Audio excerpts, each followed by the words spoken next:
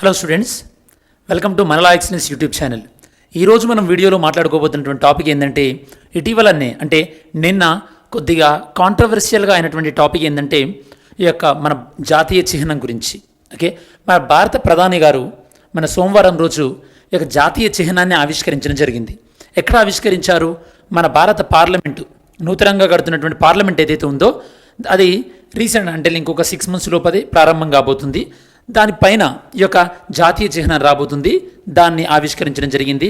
ఆవిష్కరణలో భాగంగా ఈ యొక్క జాతీయ చిహ్నంలో ఉన్నటువంటి సింహాలు ఏవైతే ఉన్నాయో ఇవి నార్మల్గానైతే కనుక చాలా శాంతి స్వరూపంగా ఉంటాయి.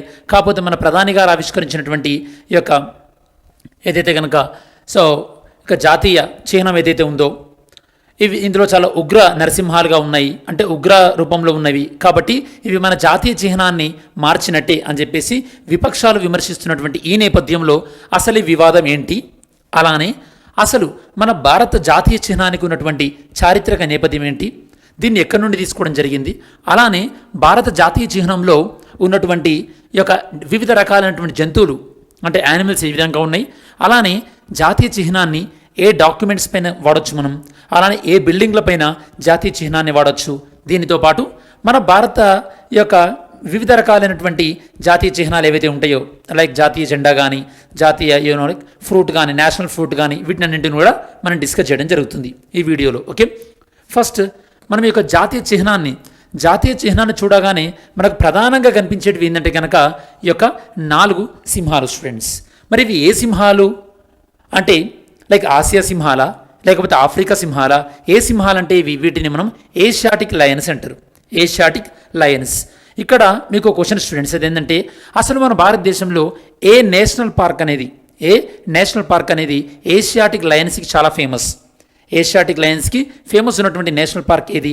అలానే ఇటీవల కాలంలో రీసెంట్గా ఈ యొక్క ఏషియాటిక్ లయన్స్కి ఒక వైరస్ డిసీజ్ రావడం కూడా జరిగింది. ఆ డిసీజ్ ఏందో కూడా మీరు కమెంట్ చేయండి. సరే, ఈ యొక్క ఏషియాటిక్ లయన్స్ 4 ఉంటాయని చెప్పాము కదా. ఈ 4 వేటికి సంకేతాలు? ఇవి వేటికి సంకేతాలు అంటే స్టూడెంట్స్ ఈ యొక్క పవర్, ఈ యొక్క శక్తి, దాంతోపాటు కరేజ్ ధైర్యము, దాంతోపాటు కాన్ఫిడెన్స్ విశ్వాసము, దాంతోపాటు ప్రైడ్. ఓకే, సో వీటినన్నింటికి కూడా ఈ 4ంటికి కూడా సంకేతాలు స్టూడెంట్స్. దాంతోపాటు ఇందులో ఉన్నటువంటి ధర్మచక్ర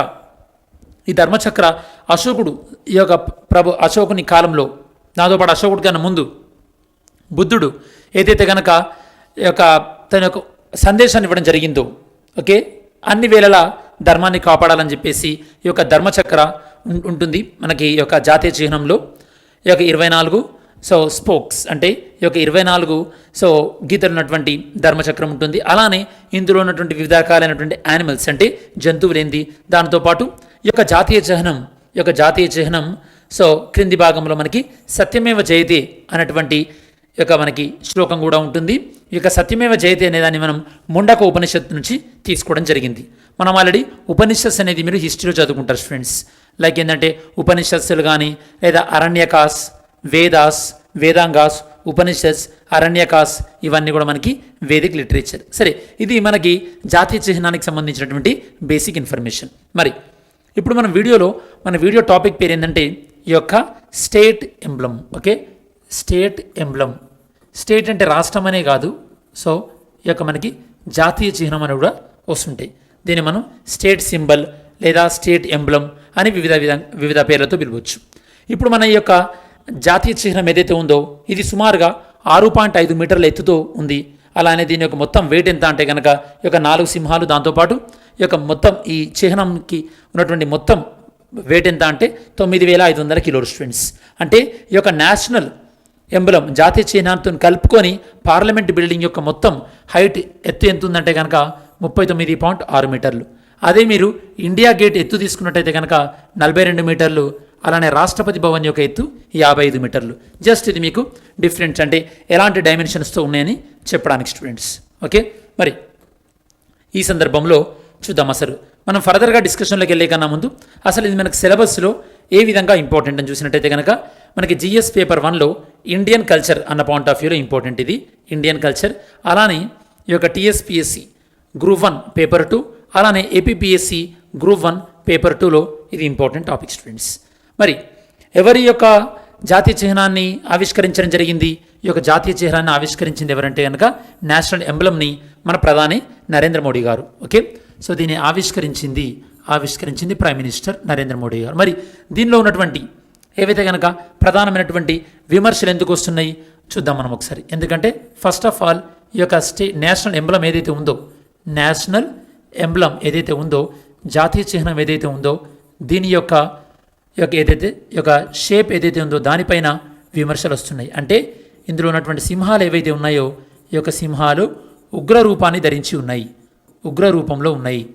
ఓకే, మామూలుగానైతే కనుక ఈ యొక్క సారనాథ్ స్తూపం ఏదైతే ఉంటుందో అందులో చాలా శాంతియుతంగా ఉంటాయి, ఇందులో ఉగ్ర రూపంగా ఉన్నాయి అంటున్నారు.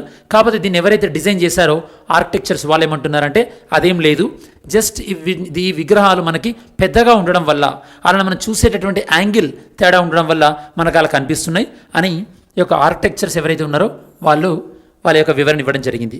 అలానే దీని యొక్క ఆవిష్కరణ పైన కూడా విమర్శలు వస్తున్నాయి స్టూడెంట్స్. ఎందుకు విమర్శలు వస్తున్నాయి? ఎందుకంటే ఈ ఆవిష్కరణ జరిగింది ఎక్కడ? పార్లమెంట్ అంటే ఎందులో భాగము? లెజిస్లేచర్, చట్టసభల్లో భాగం. చట్టసభల్లో భాగం. మరి ఆవిష్కరించింది ఎవరు? ఆవిష్కరించింది ప్రైమ్ మినిస్టర్ ప్రధానంగా ఎందులో భాగము? ఎగ్జిక్యూటివ్లో భాగం. ఎగ్జిక్యూటివ్ అంటే కార్యనిర్వాహక శాఖలో భాగం. మరి మన భారతదేశం ప్రధానంగా సపరేషన్ ఆఫ్ పవర్స్ అంటే ఈ యొక్క అధికార విభజన సిద్ధాంతాన్ని పాటిస్తుంది కదా. ఈ యొక్క సపరేషన్ ఆఫ్ పవర్స్ని ఎవరు ప్రతిపాదించారు స్టూడెంట్స్? సపరేషన్ ఆఫ్ పవర్స్ని ప్రతిపాదించింది ఎవరు స్టూడెంట్స్? ఏవి. సో చెప్పండి ఎవరు ఈ యొక్క సపరేషన్ ఆఫ్ పవర్స్ని మనం ప్రతిపాదించింది ఎవరు స్టూడెంట్స్? మాంటెస్క్ ఈ యొక్క సపరేషన్ ఆఫ్ పవర్స్ని ప్రతిపాదించడం జరిగింది. అంటే మరి ప్రధాని ఈ యొక్క పార్లమెంట్ బిల్డింగ్ పైన ఉన్నదాన్ని ఎలా ఆవిష్కరిస్తారు? ఇది మనకి అధికార విభజనకి వ్యతిరేకంగా ఉంది కదా, రాంగ్గా ఉంది కదా అని కొంతమంది క్వశ్చన్ చేయడం జరిగింది. ఇది రెండవ ప్రధానమైనటువంటి ఆబ్జెక్షన్. మూడవ ఆబ్జెక్షన్ ఏంటంటే కేవలం అంటే ప్రైమ్ మినిస్టర్ అలోన్, ప్రధానమంత్రి ఒక్కరే దీని యొక్క ఆవిష్కరణ ఎలా చేస్తారు? వివిధ రకాలైనటువంటి మిగతా ప్రతిపక్ష పార్టీలను కూడా పిలవాలి కదా, అలా ఎందుకు పిలవలేదు అని చెప్పేసి ప్రధానంగా ఉన్నటువంటి విమర్శ. అంటే ఈ విధంగా ప్రధానంగా 3 విమర్శలు వస్తున్నటువంటి ఈ సందర్భంలో మరి ప్రధాని ఆవిష్కరించినటువంటి ఇది ఫస్ట్ దీన్ని అంటే ఈ ప్రాజెక్ట్ మొత్తాన్ని కూడా టాటా కంపెనీ వాళ్ళకి ఇచ్చారు స్టూడెంట్స్. ఈ ప్రాజెక్టులో వివిధ దశలు ఉన్నాయన్నమాట. ఫస్ట్ మట్టితోని ఒక రూపం తీసుకొచ్చిన తర్వాత దాన్ని 3D మోడలింగ్ ఇచ్చిన తర్వాత కంప్యూటర్ నమూనాతో, దాని తర్వాత ఈ విగ్రహం మొత్తం కూడా బ్రాంజ్తో చేయడం జరిగింది. ఓకే, బ్రాంజ్ అంటే మనకి ఒక అలాయ్ స్టూడెంట్స్. బ్రాంజ్ అనేది ఒక లోహం, ఇందులో మనకి కాపర్ అండ్ టిన్ అనేది ఉంటుంది స్టూడెంట్స్. అదే మనకి బ్రాస్లో మనకి కాపర్ అండ్ జింక్ ఉంటుంది స్టూడెంట్స్ బ్రాస్లో.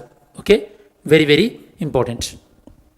మీరు బ్రాంజ్ చూసుకుంటే కనుక మనకి ఇండస్ వ్యాలీ సివిలైజేషన్ టైంలో ప్రధానంగా మనం యూజ్ చేసినటువంటిది ఏంటంటే కాపర్ ఒకటి, బ్రాంజ్ ఒకటి. ఆ టైంలో మనకు ఐరన్ అనేది తెలుసా? తెలియదు. దాంతోపాటు ఈ విగ్రహం యొక్క హైట్ 6.5 మీటర్స్, అలానే దీని యొక్క వెయిట్ 9,500 kgs. మరి దీన్ని ప్రధానంగా రూపొందించినటువంటి ఈ యొక్క శిల్పులు ఎవరంటే కనుక సునీల్ దియోర్, దాంతోపాటు లక్ష్మణ్ వ్యాస్. ఈ విగ్రహం ఎక్కడెక్కడ రూపొందింది? మనకి ఔరంగాబాద్లో, జైపూర్లో, ఢిల్లీలో, ఈ 3 ప్రాంతాల యొక్క విగ్రహం అనేది రూపొందడం జరిగింది స్టూడెంట్స్. దాని తర్వాత ఒరిజినల్గా అంటే అశోక ఎంబ్లమ్ని మనకి ఒరిజినల్గా అంటే స్వతంత్రం వచ్చిన తర్వాత మనకి ఈ యొక్క అశోక పిల్లర్ ఎంబ్లమ్ని అంటే సారనాథులు ఏ విధంగా అవుతుందో దాన్ని కరెక్ట్గా ఒక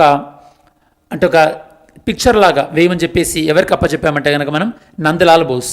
మీరు ఆల్రెడీ చదివి ఉంటారు, కాన్స్టిట్యూషన్ యొక్క ఓపెనింగ్ పేజ్ ఏదైతే ఉంటుందో అంటే దాన్ని డిజైన్ చేసింది నందలాల్ బోస్. మరి యొక్క నేషనల్ ఎంబ్లమ్ని వేయమని అంటే చిత్రీకరించమని నందలాల్ బోస్ గారు చెప్పినప్పుడు నందలాల్ బోస్ గారి యొక్క స్టూడెంట్ అయినటువంటి దీనాథ్ భార్గవకి ఆ పని అప్పచెప్పడం జరిగింది. ఈ యొక్క దీనాథ్ భార్గవ గారు ఇటీవల కాలంలో చనిపోవడం జరిగింది స్టూడెంట్స్. దాంతోపాటు ఈ యొక్క జాతీయ చిహ్నం అనుకున్నటువంటి కాంట్రవర్సీస్ ఏందో కూడా నేను మీకు ఎక్స్ప్లెయిన్ చేయడం జరిగింది. నెక్స్ట్ ఈ యొక్క నేషనల్ ఎంబ్లమ్ దీన్ని మనం ఈ యొక్క అడాప్ట్ చేసుకోవడం జరిగింది. దీన్ని మనం అడాప్ట్ చేసుకుంది ఎప్పుడంటే 26 జనవరి 1950. ఆ రోజు దీన్ని మనం తీర్మానంలోకి వాడుకలో తీసుకోవడం జరిగింది. దీన్ని మనం లయన్ క్యాపిటల్ ఆఫ్ అశోక అంటాం. దీనికి ఉన్నటువంటి మోటో ఏంటంటే సత్యమేవ జయతే, అంటే ఎప్పుడైనా సరే సత్యమే జయిస్తుంది, అలాంటి ధర్మమే జయిస్తుంది. దీన్ని మనము ముండక ఉపనిషత్తు నుంచి తీసుకోవడం జరిగింది. ఇది మనకి సారనాథ్ ప్లేస్లో. సారనాథ్ యొక్క ప్రాముఖ్యత ఏంటంటే స్టూడెంట్స్, మీరు ఎప్పుడైనా గుర్తుపెట్టుకోండి, ఈ యొక్క గౌతమ బుద్ధుడు తను మొట్టమొదటిసారిగా ధర్మ ప్రవచన ఏదైతే ఉంటుందో, అంటే తన యొక్క ధర్మం గురించి చెప్పింది ఎక్కడ అంటే కనుక సారనాథ్లో తన యొక్క ధర్మాన్ని ప్రబోధించడం జరిగింది. దానికి గుర్తుగానే అశోకుడు అక్కడ ఈ యొక్క స్తూపాన్ని నిర్మించడం జరిగింది. దాన్ని మనం సారనాథ్ స్తూపం అంటున్నాం. ఈ యొక్క సారనాథ్ స్తూపం పైభాగంలో ఉన్నటువంటి ఈ యొక్క చిహ్నాన్ని మనం భారత జాతీయ చిహ్నంగా తీసుకున్నాం స్టూడెంట్స్. అది దీని యొక్క ప్రాముఖ్యత. మరి దాంతోపాటు ఏంటిది ఈ యొక్క ఏంటంటే కనుక ఈ యొక్క సారనాథ్ స్తూపం పైన ఉన్నటువంటి ఈ యొక్క సింబల్ దేన్ని సూచిస్తుందంటే మన భారతదేశం ప్రపంచ శాంతిని అలానే ప్రపంచ మంచిని కోరుకుంటుందని చెప్పేసి. మరి మన భారతదేశం ప్రపంచ మంచిని కోరుకుంటుంది అంటే ప్రపంచ శాంతి కోసం మన భారతదేశము ఈ యొక్క తోడ్పాటును అందిస్తుంది అని మనం రాజ్యాంగంలో ఏ ఆర్టికల్లో పేర్కొన్నాం? మన భారతదేశ రాజ్యాంగంలో మనము ఆర్టికల్ 51 చూసినట్టయితే కనుక మీరు అందులో భారతదేశం ప్రపంచ శాంతిని పెంపొందిస్తుంది. అలానే వివిధ దేశాల మధ్యలో ఏవైనా సమస్యలు ఉంటే కనుక భారతదేశము ఆ వివిధ దేశాల మధ్యలో ఈ యొక్క సయోధ్యకి ప్రయత్నిస్తుంది అని చెప్పేసి ఉంటుంది. యాక్చువల్లీ ఈ పాలసీ ప్రకారమే మనం ఈ యొక్క అలీన విధానాన్ని తీసుకోవడం జరిగింది. అలీన విధానం అనే దాన్ని కూడా ఈ పాలసీ ప్రకారమే తీసుకున్నాం స్టూడెంట్స్. ఇది ప్రధానంగా మనం తీసుకుంటున్నటువంటి నేషనల్ ఎంబ్లెమ్ ఉన్నటువంటి చారిత్రాత్మకమైన నేపథ్యం, హిస్టరీ. మరి ఇందులో ఉన్నటువంటి 4 సింహాలు దేనికి సంకేతమో మనం ఆల్రెడీ డిస్కస్ చేయడం జరిగింది స్టూడెంట్స్. దాంతోపాటు ఇందులో ఉన్నటువంటి మిగతా జంతువులు ఏంటంటే కనుక మిగతా జంతువులు అంటే ఇక్కడ మీకు 4 లైన్స్ ఉన్న తర్వాత ఈ 4 లైన్స్ కింది భాగంలో ఉంది కదా, ఈ కింది భాగంలో 4 జంతువులు కనిపిస్తాయి మనకి. ఓకే, ఆ 4 జంతువులు ఏంటంటే ఒకటేమో ఎలిఫెంట్, ఇంకొకటి వచ్చేసి బుల్, ఓకే ఎద్దు, దాంతోపాటు హార్స్, దాంతోపాటు లయన్. అవి దేన్ని సూచిస్తాయి ఒకసారి మనం చూద్దాం స్టూడెంట్స్. ఒకటి ఏంటంటే కనుక లయన్ ఏంటంటే ఈ యొక్క బుద్ధునికి జ్ఞానోదయం అయింది కదా, ఎన్లైట్మెంట్ అంటారు దాన్ని. ఆ జ్ఞానోదయాన్ని సూచించేది ఏంటంటే లయన్. ఎలిఫెంట్ ఏంటంటే ఈ యొక్క బుద్ధుడు తన యొక్క తల్లి గర్భంలోకి పిండంగా ఆవిర్భవించినప్పుడు అప్పుడు తన బుద్ధుని యొక్క తల్లి కళలోకి ఒక తెల్ల ఏనుగు వైట్ ఎలిఫెంట్ వస్తుంది అనమాట. ఓకే, దానికి ఈ యొక్క ఎలిఫెంట్కి సింబల్ అని చెప్తుంటారు అనమాట. బుల్ అంటే ఏంటంటే గౌతమ బుద్ధి యొక్క జాతకం ప్రకారం తన యొక్క నక్షత్రం యొక్క బుల్. అలానే హార్స్ ఏంటంటే గౌతమ బుద్ధుడు ఎప్పుడైతే కనుక తను జ్ఞానాన్వేషణ కోసం, అంటే తన జీవితంలో తను ఎందుకు పుట్టాడో తెలుసుకోవడానికి తన కర్మాన్వేషణ కోసం ఇంటి నుండి బయలుదేరినప్పుడు ఈ యొక్క వెళ్ళేటటువంటి దాన్నే సూచించేదే హార్స్, గుర్రం అనమాట. ఇవి ప్రధానంగా 4 ఉన్నటువంటివి. దాంతోపాటు ఈ స్తంభం కింద ఈ యొక్క అశోక సారనాథ్ స్తంభం కింద మనకి 2 సింహాలు ఉంటాయి. అవి ఏంటంటే ఒకటేమో భద్ర, ఇంకొకటి వచ్చేసేసి వజ్రదత్త. ఇవి ఏంటంటే స్ట్రెంగ్త్, దాంతోపాటు కరేజ్, హానర్, వీటికి సూచికలు స్టూడెంట్స్. మనకు ప్రధానంగా దాంతోపాటు ఇప్పుడు నేను మీకు చెప్పాను కదా, ఈ యొక్క ఏనుగు, దాంతోపాటు ఈ యొక్క లయన్, ఇవి బుద్ధుడు జీవితంలోని వివిధ దశలను సూచిస్తున్నాయని ఇదే మనకి బుద్ధిస్ట్ లిటరేచర్ చెప్తుంటుంది అనమాట. అంటే ఈ యొక్క బుద్ధుడు ఇచ్చేటటువంటి ఏదైతే కనుక లిటరేచర్ ఉంటుందో, సాహిత్యం ఏదైతే ఉంటుందో, బౌద్ధ సాహిత్యం, అదే మనకు చెప్తుంది. అదే నాన్ రిలీజియస్ అంటే ఈ యొక్క మతాన్ని నమ్మని వాళ్ళు ఏం చెప్తుంటారంటే కనుక ఇవి 4 కూడా, అంటే ఈ 4 జంతువులు కూడా అశోకుని యొక్క సామ్రాజ్యం నలుదిశలా వ్యాపించింది కాబట్టి ఈ 4 జంతువులు వాటిని సంకేతంగా ఉన్నాయని చెప్పేసి కొంతమంది మతం పైన విశ్వాసం లేని వాళ్ళు అలా ప్రకటిస్తున్నారు. మరి యొక్క జాతీయ చిహ్నం ఏదైతే ఉందో దీన్ని ఎక్కడెక్కడ యూజ్ చేస్తాం మనం? ప్రభుత్వం యొక్క అఫీషియల్ కమ్యూనికేషన్లో కానీ, కరెన్సీ నోట్స్లో కానీ, పాస్పోర్ట్స్లో కానీ, అలానే government, state government, national government ఆఫీసులలో కానీ, అలానే గవర్నమెంట్ యొక్క లెటర్ హెడ్లలో కానీ యూజ్ చేస్తుంటాం. ఎవరైనా సరే నేషనల్ ఎంబ్లెమ్ జాతీయ చిహ్నాన్ని ఈ యొక్క దుర్వినియోగం చేసినట్టయితే కనుక వాళ్ళకి 2 సంవత్సరాల జైలు శిక్ష లేదా 2000 రూపాయల ఫైన్ అనేది కూడా ఉంటుంది according to national emblems act. ఇది స్టూడెంట్స్. నెక్స్ట్ ఏంటంటే మరి ఏ పబ్లిక్ బిల్డింగ్స్ అంటే ప్రభుత్వ భవనాలలో ఎక్కడ మనకి నేషనల్ ఎంబ్లెమ్ కనిపిస్తుంది, ఎక్కడ కనిపిస్తుంది అంటే కనుక మనకి రాష్ట్రపతి భవన్లో కానీ, పార్లమెంట్, సుప్రీంకోర్టు, మనకి కేంద్ర సచివాలయం ఉంటుంది కదా, central secretariats, Raj Bhavan, state legislature, రాష్ట్ర చట్టసభలు, హైకోర్టు, అలానే రాష్ట్రాల్లో ఉన్నటువంటి సెక్రటేరియట్, దాంతోపాటు విదేశాల్లో మన భారతదేశ విదేశాల్లో రాయబారులు ఉంటారు కదా, వాళ్ళ యొక్క రెసిడెన్సెస్ వాళ్ళ యొక్క ఇంటి ద్వారాల ముందు కానీ లేదా విదేశాలలో మన భారతదేశం యొక్క ఆఫీస్ ఉంటాయి కదా, మనకి దీన్ని మనం కాన్సులేట్ అంటారు అనమాట. ఓకే, లేదా ఎంబసీ అంటాం. అక్కడ కూడా మనకి ఈ యొక్క స్టేట్ సింబల్ అనేది ఉంటుంది స్టూడెంట్స్. దాని తర్వాత మిగతా ఏంటంటే కనుక మనకి నేషనల్ సింబల్స్ మిగతా ఏమున్నాయి, మనకి నేషనల్ ఫ్లాగ్ అంటే ట్రై కలర్ ఫ్లాగ్, దాన్ని మనం 7th August 1906 రోజు అడాప్ట్ చేసుకోవడం జరిగింది. నేషనల్ బర్డ్ పికాక్, దీన్ని మనం 1963లో మనం పికాక్గా తీసుకోవడం జరిగింది. National flower lotus, national tree బనియన్ ట్రీ. ఓకే, దీన్ని మనం ఇండియన్ ఫిగ్ ట్రీ అని కూడా అంటారు స్టూడెంట్స్, రావి చెట్టు. నేషనల్ యాంథమ్, దీన్ని రవీంద్రనాథ్ ఠాగూర్ గారు కంపోజ్ చేయడం జరిగింది. రవీంద్రనాథ్ ఠాగూర్ గారి యొక్క స్పెషాలిటీ ఏంటంటే రవీంద్రనాథ్ ఠాగూర్ గారు భారతదేశ జాతీయ గీతాన్నే కాదు, బంగ్లాదేశ్ జాతీయ గీతాన్ని కూడా ఈ యొక్క కూర్చడం జరిగింది. నేషనల్ రివర్ గ్యాంగస్, దాంతోపాటు national aquatic animal river dolphin. అంటే రివర్ డాల్ఫిన్ అని ఎందుకు తీసుకున్నామంటే మనము ఈ యొక్క డాల్ఫిన్ అనేది గ్యాంగ్టిక్ డాల్ఫిన్ అంటే ఏంటంటే కనుక ఇది కేవలం మంచినీళ్ళలో మాత్రమే సర్వైవ్ కాగలుగుతుంది, జీవించగలుగుతుంది. అంటే ఏమాత్రం కాలుష్యం ఎక్కువైనా ఇది జీవించలేదు కాబట్టి ఇంత సెన్సిటివ్ ఉంటుంది కాబట్టి దీన్ని మనము ఈ యొక్క ప్యూరిటీకి సంకేతంగా మనం దీన్ని నేషనల్ ఆక్వాటిక్ యానిమల్గా తీసుకున్నాం. నేషనల్ ఎంబ్లమ్ మీకు తెలిసిందే, నేషనల్ ఎంబ్లమ్ని మనం ఇంతకుముందే డిస్కస్ చేసాం 26 January 1950. నేషనల్ క్యాలెండర్, దీన్ని మనం షకా క్యాలెండర్ అని అంటారు. నేషనల్ యానిమల్, ఇంట్రెస్టింగ్ థింగ్ ఏంటంటే 1972 వరకు కూడా మన భారతదేశం యొక్క జాతీయ జంతువు ఏంటంటే కనుక సింహం. దాని తర్వాత 1972 ఈ యొక్క November 18th రోజు ఈ సింహాన్ రిప్లేస్లో మనం యొక్క పులిని, ఈ యొక్క రాయల్ బెంగాల్ టైగర్ని మనం నేషనల్ యానిమల్గా తీసుకోవడం జరిగింది. నెక్స్ట్ ఇయర్ మనము ప్రాజెక్ట్ టైగర్ని కూడా తీసుకురావడం జరిగింది స్టూడెంట్స్. నెక్స్ట్ నేషనల్ సాంగ్ని బంకిం చంద్ర చటర్జీ గారు రూపొందించడం జరిగింది. దేని నుంచి, ఆనంద్ మఠ్ అనే నవల ఆధారంగా సన్యాసి యొక్క రెబెలియన్కి దాన్ని ఇన్స్పిరేషన్గా సాగినటువంటి ఆనంద్ మఠ్ నుంచి దీన్ని తీసుకోవడం జరిగింది. నెక్స్ట్ నేషనల్ ఫ్రూట్ అంటే మ్యాంగో. కరెన్సీ వచ్చేసేసి ఇండియన్ రూపీ సింబల్ని మనం 15th July 2010 రోజు ఈ యొక్క ఇండియన్ రూపీ సింబల్ని మనం దీన్ని తీసుకోవడం జరిగింది స్టూడెంట్స్.